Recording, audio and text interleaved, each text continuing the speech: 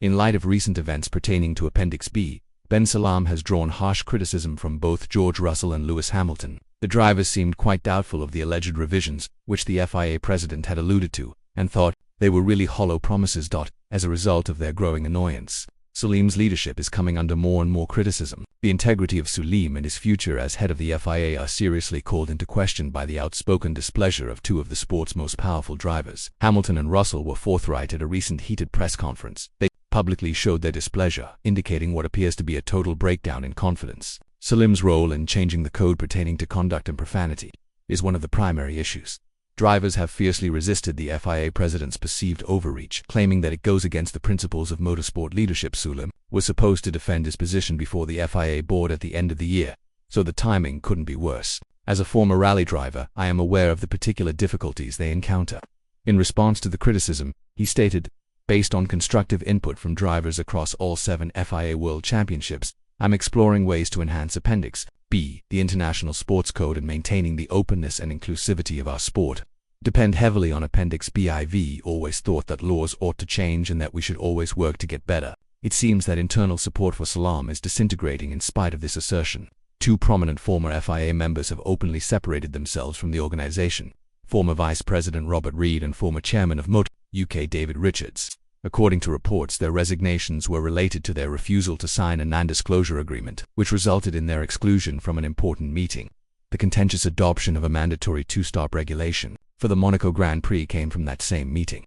These incidents give rise to grave doubts regarding the FIA's governance and transparency. The organization's integrity has lately been questioned by both Hamilton and Russell, which has increased friction and thrown a long shadow over the organization's current leadership and decision-making process. Wait a moment. 99% of you who are currently watching are not subscribers, in case you were unaware. If you find my content entertaining and would want to see more, please click the subscribe button. It just takes a moment, but it keeps this channel running and means the world to me. Come together and let's develop as a family. Let's get back to the narrative. Lewis Hamilton continues to be one of the most outspoken opponents of any changes in Formula One, especially when those changes are linked to FIA President Mohammed bin Sulayem. The 7-time world champion recently voiced his unhappiness with the driver's lack of significant influence over important decisions. Hamilton stated, "We don't have a seat of real power at the table. That must be altered. People who have never been in our shoes are making decisions. All we're attempting to do is make sure that the drivers' opinions are heard." Hamilton and Ben Salam have always had a tense relationship. Their conflicts stem from the contentious jewelry ban proposal in 2022, when Hamilton made news by showing up at the Miami Grand Prix wearing numerous pieces of jewelry in flagrant disregard of the FIA's position. He famously strolled by Sulayem at the Jeddah Grand Prix later without interacting. That tension hasn't decreased, and Hamilton's recent remarks reveal a deep skepticism about the FIA's willingness to carry out promised reforms, particularly those pertaining to Appendix B of the International Sporting Code. Even though the president tried to start a conversation and exchange that many interpreted as a blatant sign of Hamilton's ongoing disdain for the leadership.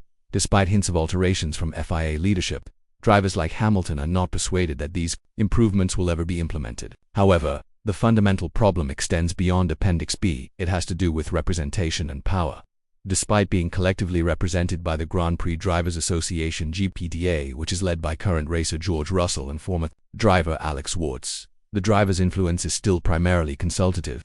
Although they may share their opinions in public or privately, they have limited influence over important FIA votes. Russell has been speaking out more and more about this disconnect, claiming that the GPDA should have a more formal and powerful voice in FIA decisions. He has, however, become disillusioned with repeated promises of reform that have yielded little to no tangible results. Much like Hamilton, Russell has voiced skepticism that anything concrete will change with regard to Appendix B in particular, particularly considering how long the conversation has continued without producing any outcomes. In conclusion, Russell and Hamilton are both raising the alarm. Any discussion of reform seems pointless in the absence of fundamental adjustments that provide drivers a genuine voice in governance.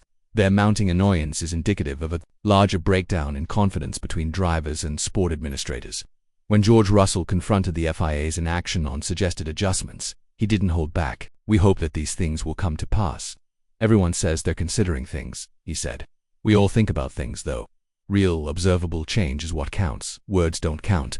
This statement reveals a deeper level of annoyance that F1 drivers share. The gap that exists between them and the organization that oversees sports. The drivers and the FIA don't seem to be in sync at all.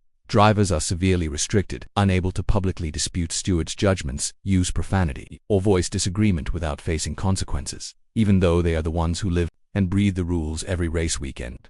Contrast this with other international sports, such as basketball or football, where players frequently speak up.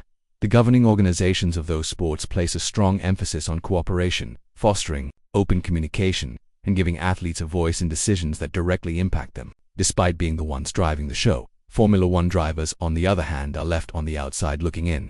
Russell has emphasized time and time again how critical it is that drivers be involved in FIA decision-making. Whenever we hear news from the FIA side of things, it's rarely a surprise anymore, and it's a real shame, especially when it involves someone who has been part of this sport for so long.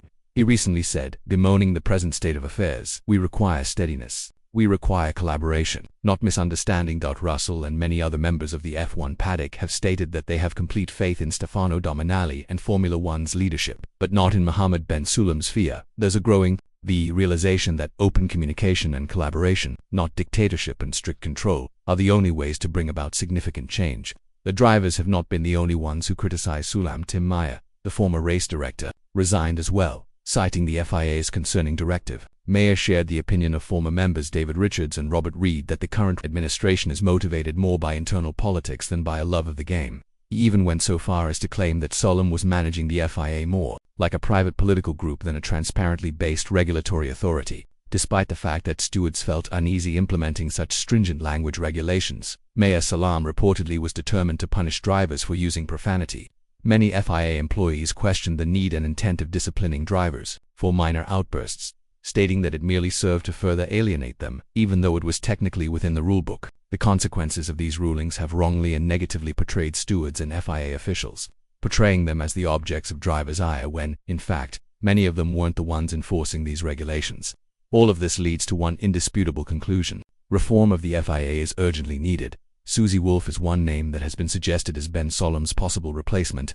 She is well respected in the motorsport industry for her professionalism, leadership, and support of diversity and inclusion. Nevertheless, despite the FIA's now cancelled inquiry of her and her husband, Toto Wolff, based on no evidence, Susie has previously stated that she has no plans to run for president. However, the FIA's mismanagement of the matter and her treatment of it only serve to highlight the need for more capable, open leadership at the highest levels. Now, the question is whether the mounting criticism from well-known drivers like Hamilton and Russell will ultimately result in changes at the top, or will the FIA keep running its business in a vacuum, far off from the athletes it oversees?